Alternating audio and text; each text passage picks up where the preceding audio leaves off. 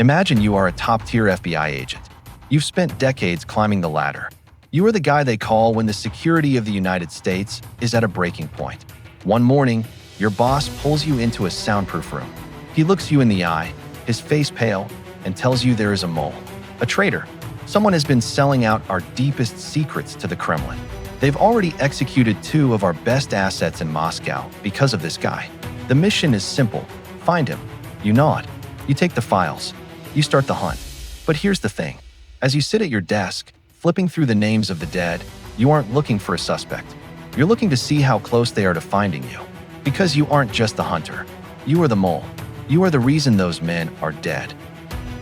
This is the story of Robert Hanssen, the Gray Ghost, the man who broke the FBI from the inside out for 22 years. And the truth? It's far darker than a simple paycheck. Let's unseal the file. In the quiet, leafy suburbs of Vienna, Virginia, life felt predictable in the 1980s. It was the kind of place where people mowed their lawns on Saturdays and went to church on Sundays. Among these residents was a man who defined ordinary. Robert Hanssen was a father of 6. He was a devout Catholic, a member of the ultra-conservative Opus Dei. At work, his colleagues at the FBI called him the Gray Ghost. Why? Because he was invisible.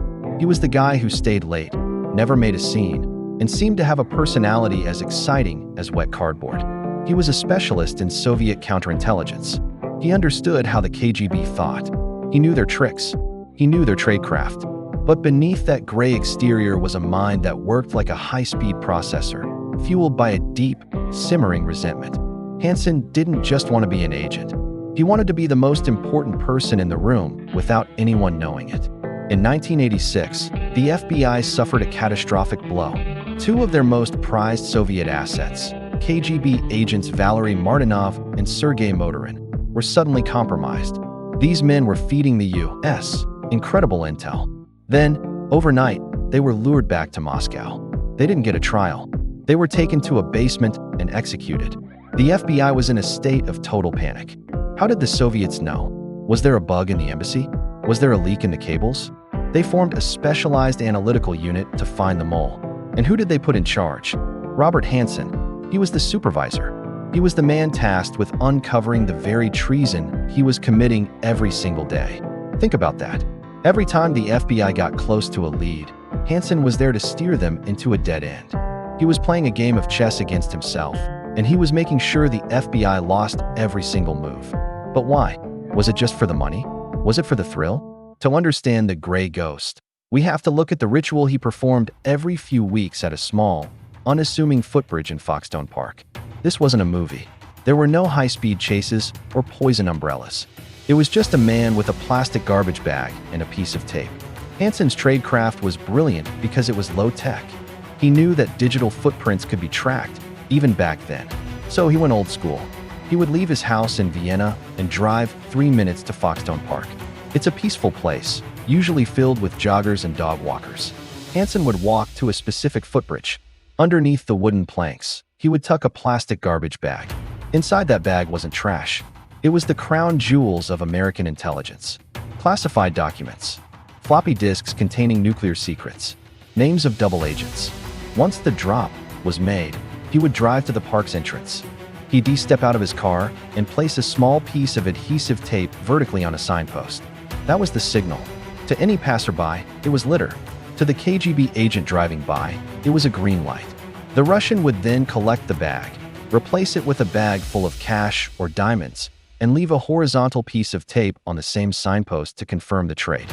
For over 2 decades, this simple exchange went undetected. Hanssen handed over 60,000 pages of top-secret documents. He sent men to their deaths, all for a signal on a signpost. But as the piles of cash grew, so did the darkness in Hanssen's private life. Imagine being his wife, Bonnie. You think you've married a man of God, a man who is a pillar of the community. But Robert Hanssen was living a life that was physiologically and morally fractured. While he was lecturing his 6 children on morality, he was engaged in behavior that was truly disturbing. Hanssen had a best friend, a retired Army officer named Jack Hoshauer. Without Bonnie's knowledge, Hanssen would encourage Jack to secretly watch them having sex. He didn't just allow it, he choreographed it. He even plotted to drug his own wife so his friend could father a child with her. When the truth eventually came out, Bonnie was shattered. She told her sister, "My husband is a traitor and a pervert." This wasn't just about spying for Russia. Hanssen was a man who felt a deep, gnawing sense of failure. He wanted to be a mastermind, but in his own home, he felt like a loser. He used the spy money, over $600,000 in cash and diamonds, not to live a lavish life, but to feel like he had power. He was buying a sense of worth that he couldn't find in his own skin. But as any gambler knows, the house always wins eventually. And in the late 90s, the FBI's mole hunt finally started to turn up something they couldn't ignore. The FBI was desperate. They had spent years chasing ghosts. They even wrongly accused another agent, nearly ruining his life. But then, a breakthrough. The FBI managed to get their hands on a secret KGB file, a literal smoking gun. It contained an audio recording of a man speaking to a Russian handler. They played the tape. At first, no one recognized the voice. It was deep, calm, and professional. But then, a seasoned investigator listened closer. He knew that voice. He'd heard it in meetings for 20 years. It was Robert Hanssen. The FBI didn't move immediately. They couldn't. They needed to catch him in the act. They needed him at the bridge. They began a massive surveillance operation codenamed VAMP.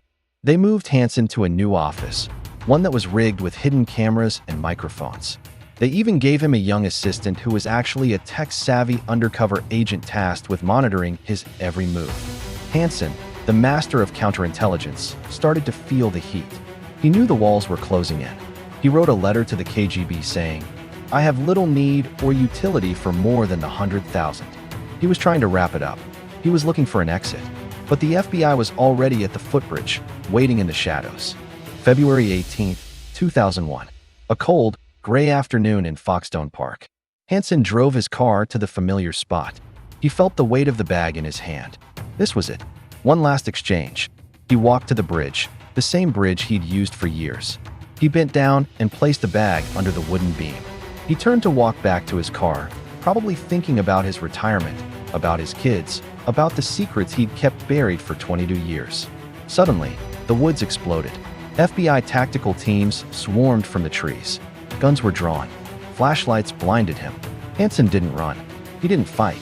He didn't even look surprised. He looked at the agents, men he had trained with, men he had worked alongside, and he said 5 words that still haunt the Bureau today. "What took you so long?" He had always known that the gray ghost would eventually have to step into the light, and the light was going to be blinding. The arrest of Robert Hanssen was a national earthquake. The scale of his betrayal was incomprehensible. He hadn't just sold secrets. He had sold the blueprint of American survival. He had given the Soviets the locations of underground bunkers designed to protect the president during a nuclear war. He had given them the technical specs of our most advanced satellites.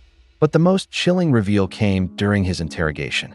When asked why he did it, Hanssen didn't talk about politics. He didn't talk about communism. He talked about his father. According to Dr. David Charney, the psychiatrist who spent hours with him, Hanssen was motivated by a deep-seated, volcanic anger toward his father. His father had been a police officer who had constantly belittled him, calling him a failure. Spying was Hanssen's way of popping the cork on that bottle of rage. Every document he handed to the Russians was a middle finger to the man who said he would never amount to anything. He wasn't just betraying his country. He was trying to prove he was the smartest man in the world to a father who was already dead. He was a master of secrets who was ultimately a slave to his own trauma. Robert Hanssen spent the rest of his life in a supermax prison in Florence, Colorado. This is the Alcatraz of the Rockies, a place where the most dangerous criminals on Earth are kept in total isolation for 23 hours a day. On June 5, 2023, he was found dead in his cell. He was 79 years old. The cause was colon cancer. He died alone, in a stone box, far away from the suburbs of Virginia and the footbridge in Foxstone Park. His legacy is one of ruined lives and a broken trust that the FBI still hasn't fully recovered from. He was a reminder that the most dangerous enemy isn't the one across the ocean. It's the one sitting in the cubicle next to you, the one who goes to your church, the one who mows his lawn and smiles at your kids. Because the next Robert Hanssen might already be walking toward a signpost with a piece of tape in his hand. If you enjoyed this story, Help us by hitting that like button and subscribe to Unsealed Mysteries for more thrilling stories. Until next time.